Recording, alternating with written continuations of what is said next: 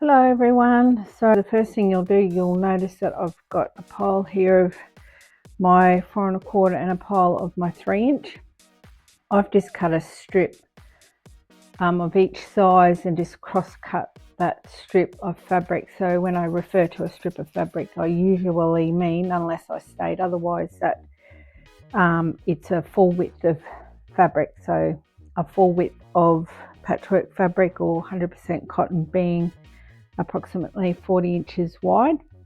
So I've got about 10 of each. You could have got more of the 3-inch, but I don't think I'll need that many for this particular project. So we might start with the 4 1/4 inch ones.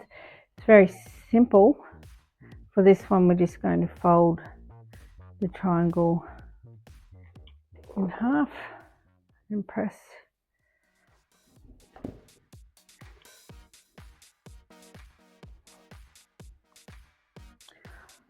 Don't get too caught up if they're not exactly, as long as this top line is creased nicely.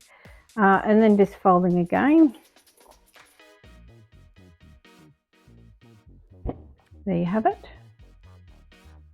And exactly the same process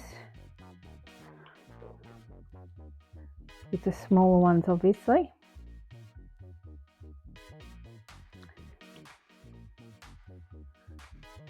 And that is how you fold up a prairie point in the way that I'm using it in this particular project. At the time of filming, that project has yet to be released, so I can't even tell you the name, though that will all be revealed. There is another way of doing prairie points, so I'll just quickly show you that way. It's not the way I want to use them for this project. I want a nice flat, if you will.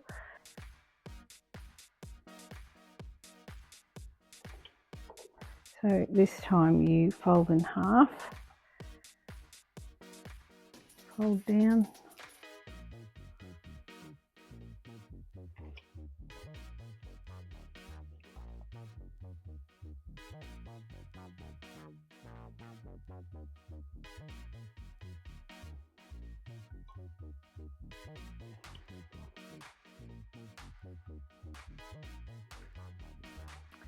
so you can either use that way.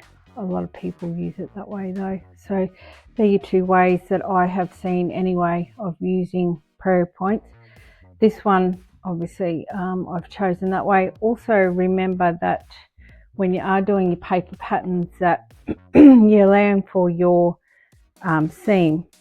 This particular pattern that I'm making, the seam isn't going to be straight, they're going to be sitting in the seam crooked. So also I still have to allow for that 1/4 inch here, and it could be a thicker seam up here. So just keep your seam allowances in mind when you're doing these prairie points and getting the size that you are wanting correct. Good luck. If you're trying to figure out whether the prairie points you want to make will fit into your project, I recommend doing like what I have here. I often do this, especially with triangles. I was shown this trick years ago, and it's just something that I've always done.